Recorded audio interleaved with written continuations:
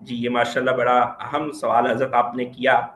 कि हमें कुरान पाक का मुताला करते हुए ये दिखाई देता है कि कुरान जो है वो तालीम इकामत सलात की देता है कि नमाज को कायम करने का हुक्म दिया जाता है, नमाज को अदा करने का या नमाज को पढ़ने का हुक्म मौजूद नहीं है। और इसी से एक ख़ास तबका जो है वो डिट्रैक्ट भी हुआ, उन्होंने गुमराही को भी इख्तियार किया और इससे बड़ा गलत मफहूम लेके भी इस बात की तरफ चले गए कि ये मुल्ला लोग जिस तरह नमाज को अदा कर रहे हैं या ये जो प्रैक्टिस इनके यहाँ है ये नमाज नहीं है, क़याम कोई और चीज़ है, लेकिन वो गुमराही में पड़ गए। हमें इसके मफहूम को समझने की ज़रूरत है। तो अगर किसी काम के करने का हुक्म दिया जाए, अदा करने का हुक्म दिया जाए, पढ़ने का हुक्म दिया जाए,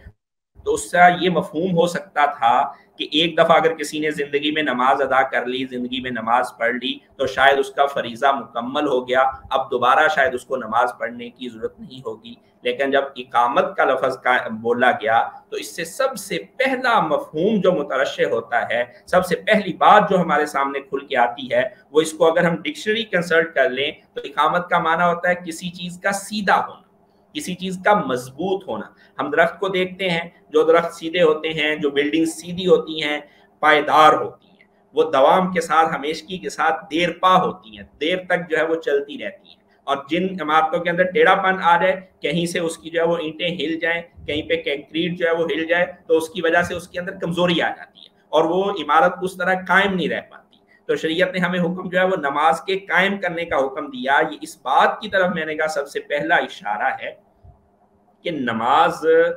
कायम करनी है। इसका मतलब ये है कि इसे अपनी ज़िंदगी का ऐसा जुज़्व बनाना है, इसको अपनी ज़िंदगी का ऐसा हिस्सा बनाना है जैसा कि हमारी ज़िंदगी में खाना पीना, आराम करना और दीगर ज़रूरियात होती हैं, कि जिनसे किनारा कशी कर लेने का तसव्वुर ही महाल हुआ करता है। कि कोई शख्स ये सोचे कि मैं खाने पीने के बगैर ज़िंदगी गुजार लूँगा, मैं आराम किए बगैर ज़िंदगी गुजार लूँगा, तो ये उसके लिए खासा मुश्किल है। मैंने कहा इसका तसव्वुर करना भी महाल है, इस पे चलना तो बड़ी मुश्किल की बात है। बेईन ही इसी तरह इकामत इस बात की तरफ इशारा कर रही है कि नमाज हमारी ज़िंदगी का ऐसा जुज़्व होना चाहिए, ऐसा हिस्सा होना चाहिए कि जिससे किनारा कशी करना या जिसको छोड़ देना, इसका तसव्वुर भी महाल हो जाए। सबसे पहला इकामत का मफहूम जो खुल के सामने आता है वो ये है। और इसी की तरफ कुरान पाक ने इशारा भी किया है, हाफिजू अलस सलावात, कि नमाज पढ़ लेना, अदा कर लेना काफ़ी नहीं है, इस पे दवाम की ज़रूरत है, इस पे हमेशगी की ज़रूरत है। इसके अंदर ये सोचा ही नहीं जा सकता कि किसी वक्त इंसान जो है वो नमाज को छोड़ दे। और दूसरा माना इकामत का जो है,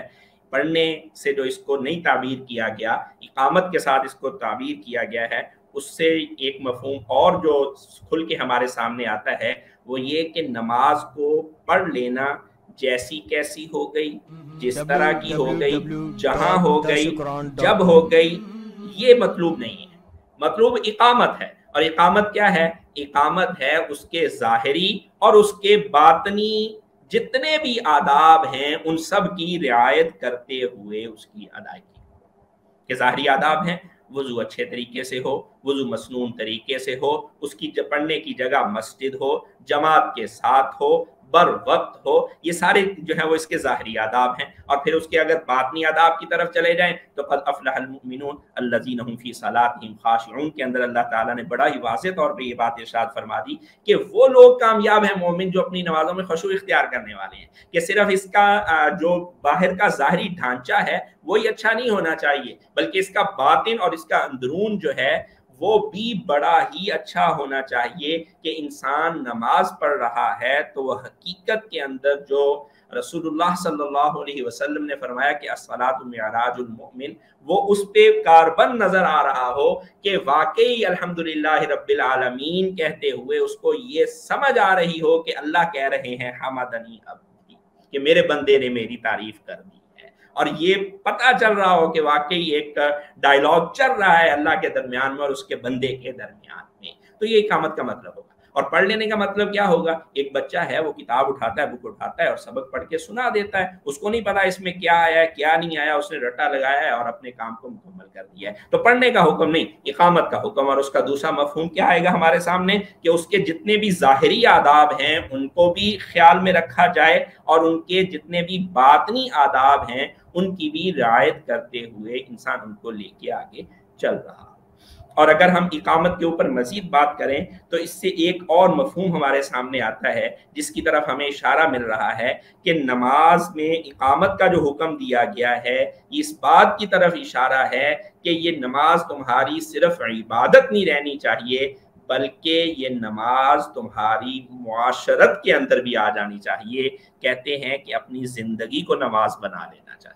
कि ज़िंदगी में चलते हुए हमें ये इस बात का इदराक हो, इस बात का एहसास हो कि मुझे अल्लाह देख रहा है। जैसे नमाज में अल्लाह देख रहा है ऐसे ही नमाज के बाहर भी अल्लाह देख रहा है। मैंने यहाँ जो है वो अल्लाह की बात को मानना है, मैंने यहाँ रसूलुल्लाह सल्लल्लाहु अलैहि वसल्लम के तरीके को फॉलो करना है, उसकी पैरवी करनी है, तो मैंने ज़िंदगी के बाकी शोबों के अंदर भी इसकी जो है वो पैरवी करनी है और इसके पीछे मैंने चलना है। तो ये तीसरा मफहूम इकामत से हमें समझ के अंदर आता है। अगर हम इकामत की तरफ जाएंगे तो फिर मफहूम जो है वो ज़्यादा वसी होता चला जाएगा और फिर ही नमाज के जो फ़ज़ाइल और नमाज के ऊपर जो इनामात और नमाज के ऊपर जो तहाइफ और नमाज के ऊपर अल्लाह ताला की तरफ से जो कुछ इरशादात हैं वो सारे मिलना शायद फिर ही हमारे लिए मुमकिन होगा, वरना तो हदीस के अंदर जो है वो सख्ती के साथ इन बातों का भी जिक्र मौजूद है कि नमाज जो है वो गंदे कपड़े की तरह लपेट के, मैले कपड़े की तरह लपेट के जो है वो मुंह पे मार दी जाती है।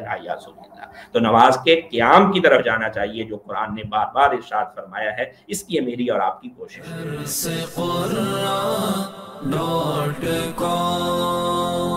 www.darsequran.com